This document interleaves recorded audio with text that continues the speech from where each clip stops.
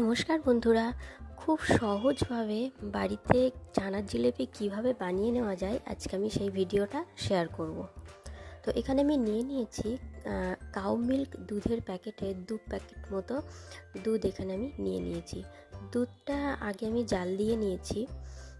জাল দিয়ে উষ্ণ গরম আছে সেই অবস্থায় আমি এখানে 2 ছিপি ভিনিগার এর মধ্যে ফেলে দিলাম। এবার ভালোভাবে নাড়তে থাকবো। ছানাটা অলরেডি কাটতে শুরু করেছে, দেখতেই পাচ্ছেন আপনারা। তো আমি ভিনিগারটা তখন দিয়েছি যখন দুধটা উষ্ণ গরম অবস্থায় ছিল। এবার আমি আবার গ্যাসের চুলায় বসিয়ে দিয়েছি, বসিয়ে হাই ফ্লেমে দুধটা জাল দেবো। আর এইভাবে ছানাটা কেটে গেছে, দেখতে পাচ্ছেন। ভালোভাবে ছানাটা কাটিয়ে নিয়েছি। তো এটা হলো কাউ মিল্ক দুধের প্যাকেটের ছানাটা কিন্তু খুব ভালো পড়ে। এই দুধের সরটা যেমন খুব ভালো মোটা পড়ে, ছানাটাও কিন্তু খুব ভালো পাওয়া যায়। তো আমি এখানে ছানাটা একটা রুমালের মধ্যে ছেঁকে নেব, জলটা ঝরিয়ে নেব। আর জলটা ঝরিয়ে নেওয়ার পর ঠান্ডা জলে ছানাটা ভালোভাবে ধুয়ে নেব, যাতে ভিনিগারের কোনো রকম গন্ধ ওর মধ্যে যেন না থাকে। ঠান্ডা জলে আমি ধুয়ে নিয়েছি আর রুমালের মধ্যে ভালোভাবে নিংড়ে নিয়েছি, জলটা বার করে দিয়েছি নিংড়ে নিয়ে। আর এক্সট্রা যে জল থাকবে এর মধ্যে এইভাবে আমি জালনায় ঝুলিয়ে রাখবো ঘন্টাখানেক মতো। তার ফলে এক্সট্রা যে জল এর মধ্যে থাকবে সেটা যেন চলে যায়।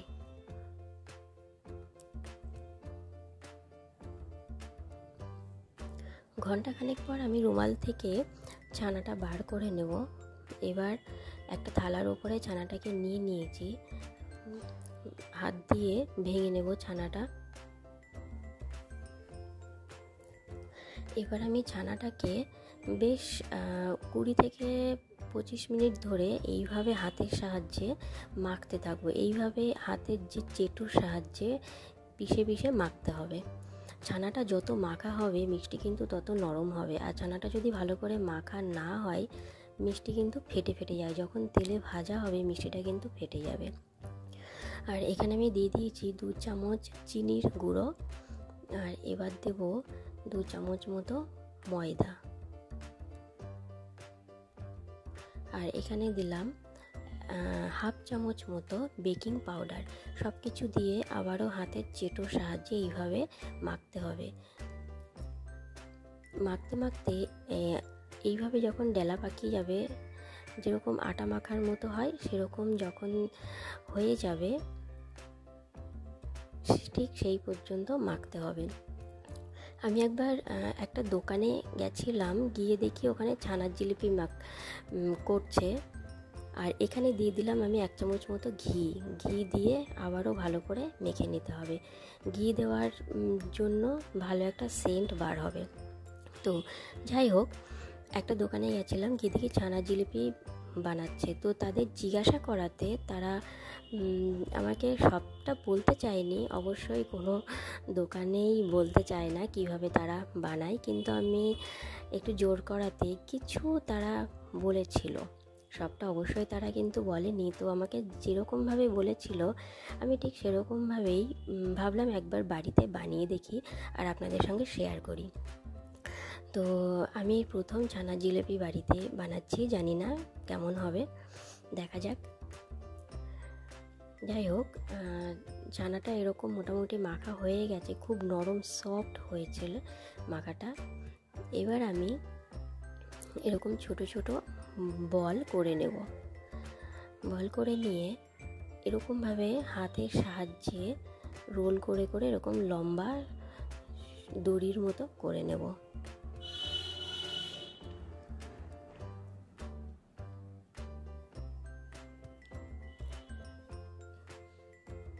এরকম লম্বা সরু মতো করে নিয়েছি, বেশি সরু কিন্তু হবে না, একটু মোটা থাকবে।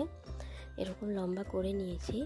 আর এর এক সাইড এরকম একটু চেপে দিলাম। এরকম একটু চেপে দিয়ে এবার এটাকে রোল করে জিলিপির আকারে করতে হবে। তো আমি প্রথমবার করতে গিয়ে চেষ্টা করছিলাম কিন্তু হয়নি, এটা বারবার ফেটে যাচ্ছিল। এর আগে আমি কখনো করিনি, তো আমার প্রথম দিকটা করার সময় একটু অসুবিধা হচ্ছিল না, ফেটে যাচ্ছিল। জিলিপির যে পেঁচটা দিতে হয় ওটা দেওয়ার সময় ফেটে যাচ্ছিল। দেখি দ্বিতীয়বার ট্রাই করে, যেহেতু আমার এটা প্রথমবার করা, তো দেখা যাক দ্বিতীয়বার ট্রাই করে করতে পারি কি না।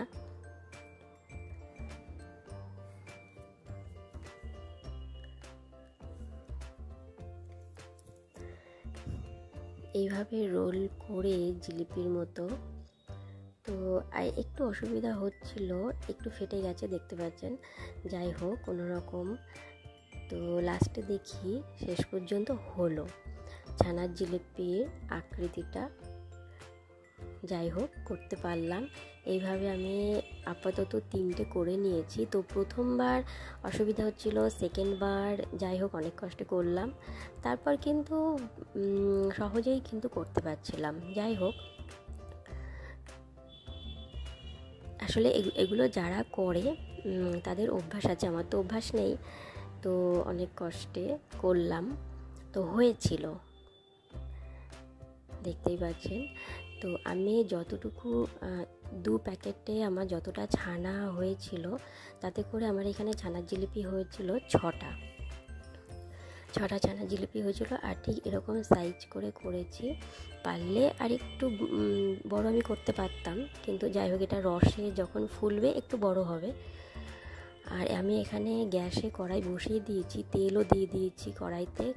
প্রথম দিকে আমি হাই ফ্লেমে তেলটা একটু গরম করে নিয়েছিলাম, তারপর আমি আঁচটা একদম কমিয়ে দিয়েছি, দিয়ে ছানার জিলিপিগুলো একে একে ছেড়ে দেবো তেলের মধ্যে। একদম কিন্তু হাই ফ্লেমে ভাজা যাবে না, আঁচটা একদম লো করে ভাজতে হবে, কেননা হাই ফ্লেমে ভাজলে ওটা পুড়ে যাবে আর ছানার জিলিপি কিন্তু হবে না। তো একদম আস্তে আস্তে লো ফ্লেমে এগগুলোকে ভাজতে হবে। একে একে সবগুলো দিয়ে দিলাম।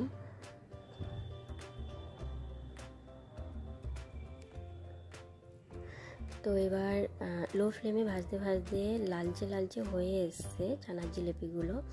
তো এক পিঠ ভাজা হয়ে গেছে, আর এক পিঠ আমি উল্টে দিলাম।